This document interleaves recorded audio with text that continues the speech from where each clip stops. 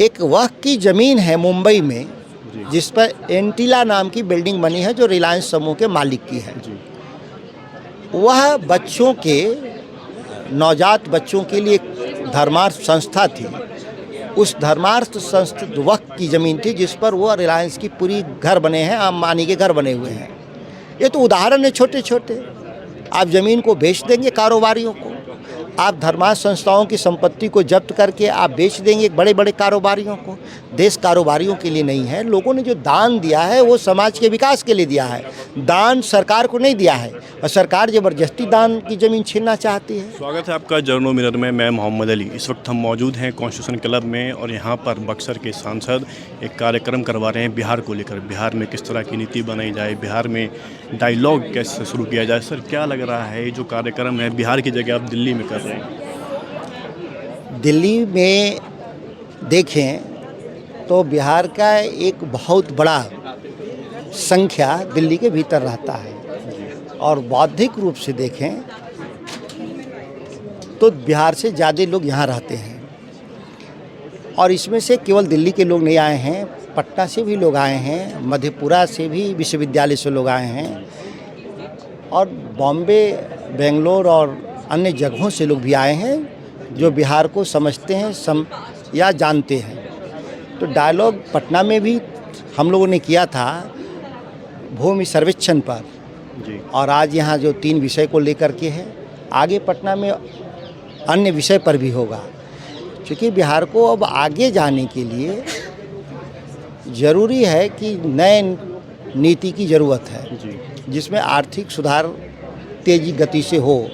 सामाजिक सुधार का फ़ायदा तभी मिलेगा जब अब आर्थिक सुधार हो। अब इसके बारे में सर्वानुमति है, लेकिन रास्ता क्या है इसके लिए सभी लोगों से राय ली जा रही है। लेकिन सर, बिहार में जो सरकार है, एनडीए सरकार डबल इंजन की, वो कह रहे हैं बिहार में खुशहाली है, शिक्षा का स्तर अच्छा है, एजुकेशन में, हेल्थ में बिहार अच्छा है। लेकिन आप लोग यहाँ डायलॉग कर रहे थे, चर्चा हो रही थी, आप लोग कह रहे थे बिहार में शिक्षा की बदहाल स्थिति है, एजुकेशन नहीं है, हेल्थ सुविधाएँ नहीं है।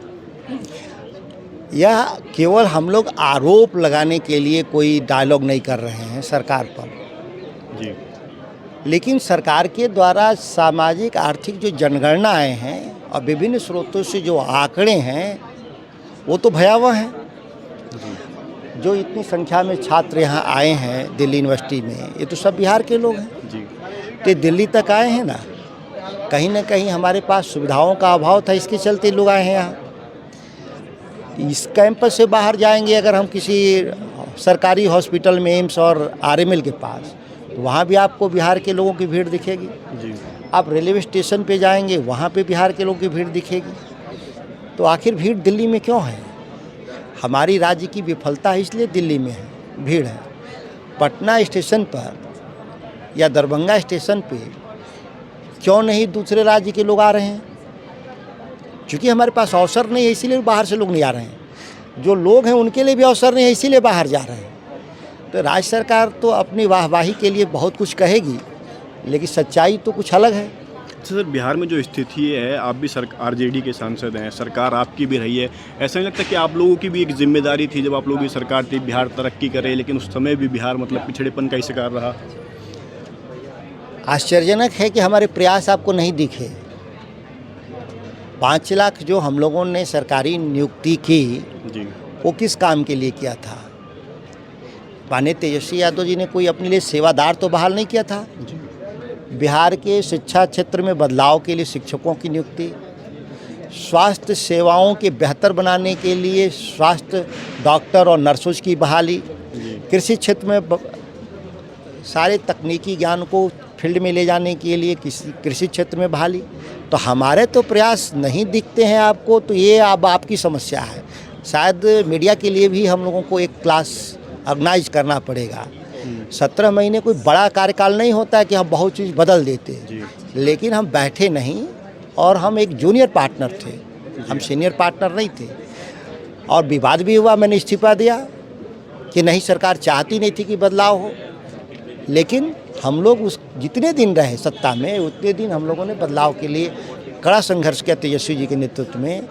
और हमारे पास तो बिहार के आगे ले जाने के लिए हमारे पास व्यापक दृष्टिकोण है, जिसके बारे में हम लोग इस चर्चा से भी उसको हम लोग इनरिच करेंगे। इतनी चर्चाएं ज़्यादा होंगी, बिहार के जो राजनीतिक दल हैं उन पे दबाव बनेगा कि बिहार की जनता जो सोच रही है उस हिसाब से अपने घोषणा पत्र को ठीक करें।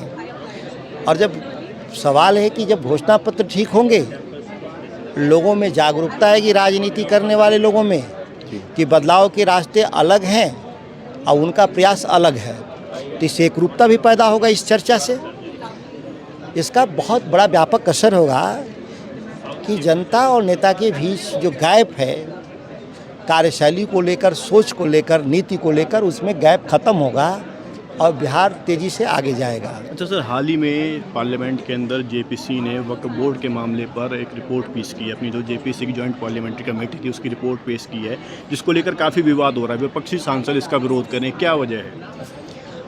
विरोध का जो सबसे बड़ा कारण है कि लोकतंत्र में डिफरेंस वॉइस, डिसेंट नोट, असहमति के शब्द,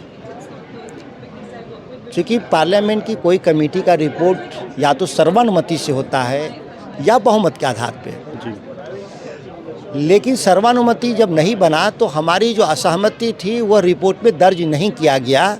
इसको लेकर विपक्ष का विरोध था।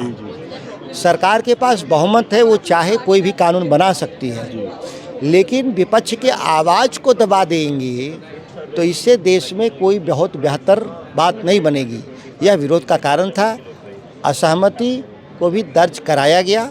जब हम लोगों ने दबाव बनाया तो सदन में स्पीकर ने अपने रूलिंग्स दिए कि वो एक निश्चय के जरिए हमारे असहमति को दर्ज किया जाए। लेकिन सरकार कह रही है अगर समाज में कोई सुधार के कार्य हो रहे हैं तो विपक्ष उसमें टांग क्यों अड़ा रहा है, विरोध क्यों हो रहा है? विपक्ष कोई अलग है क्या? लोकतांत्रिक प्रक्रिया में विपक्ष तो एक आवश्यक अंग है। जी। आप बहुमत है सरकार चलाने के लिए, लेकिन नीति निर्माण में सर्वानुमति यही परंपरा रहा है। तो विपक्ष 240 लोग, हम लोगों की बात को नहीं सुनी गई तो सर्वानुमति कहाँ हुआ? तो आप बहुमत से फैसला करना चाहते हैं, जबकि लोकशाही चलती है लोकतंत्र सर्वानुमति से, सरकारें बनती है बहुमत से। इस बात को जब सरकार में बैठे लोग इस बात को नहीं समझ पाते तो उनकी योग्यता को समझ लीजिए। सरकार में कितने अयोग्य लोग हैं। कोई एक मेंबर ऑफ पार्लियामेंट भी अगर कहता हो कि ये बात सुनी जानी चाहिए तो सुनना चाहिए सरकार को। हम देश के चुने हुए नागरिक, चुने हुए हम प्रतिनिधि हैं, जनता ने चुना है हमको। यहाँ एक छोड़िए 240, 543 में से बोल रहे हैं और आप बात नहीं सुन रहे हैं, तो यह सत्ता पक्ष की विफलता है, ये मानना जाना चाहिए। और आप नहीं सुनते हैं, इसीलिए जीएसटी जैसे कानून में 1000 बार बदलाव हुआ। आप नोटबंदी में सैकड़ों बार बदलाव किया। क्यों बदलाव होना?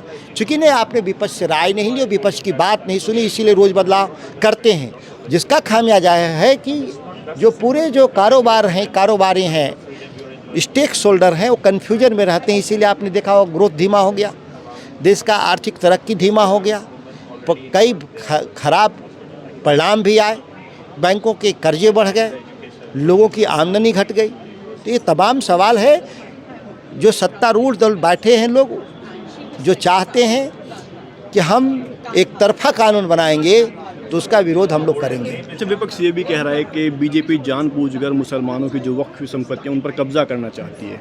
क्या सच बात है? सच बात भी है और इसके लिए ही कानून लाया गया। एक वक्फ की ज़मीन है मुंबई में जिस पर एंटीला नाम की बिल्डिंग बनी है जो रिलायंस समूह के मालिक की है। वह बच्चों के, नवजात बच्चों के लिए धर्मार्थ संस्था थी। उस धर्मार्थ संस्था वक्फ की ज़मीन थी जिस पर वो रिलायंस की पूरी घर बने हैं, अंबानी के घर बने हुए हैं। ये तो उदाहरण है छोटे छोटे। आप ज़मीन को बेच देंगे कारोबारियों को, आप धर्मार्थ संस्थाओं की संपत्ति को जब्त करके आप बेच देंगे बड़े बड़े कारोबारियों को। देश कारोबारियों के लिए नहीं है। लोगों ने जो दान दिया है वो समाज के विकास के लिए दिया है, दान सरकार को नहीं दिया है, और सरकार ज़बरदस्ती दान की ज़मीन छीनना चाहती है। ठीक है, शुक्रिया। तो ये थे बक्सर के सांसद सुधाकर सिंह जी। इनका साफ कहना है कि सरकार वक्फ की संपत्तियों पर कब्जा करना चाहती है, लेकिन हम इस तरह से नहीं होने देंगे। विपक्ष विरोध कर रहा है, विपक्ष की आवाज़ को भी सरकार को सुनना चाहिए।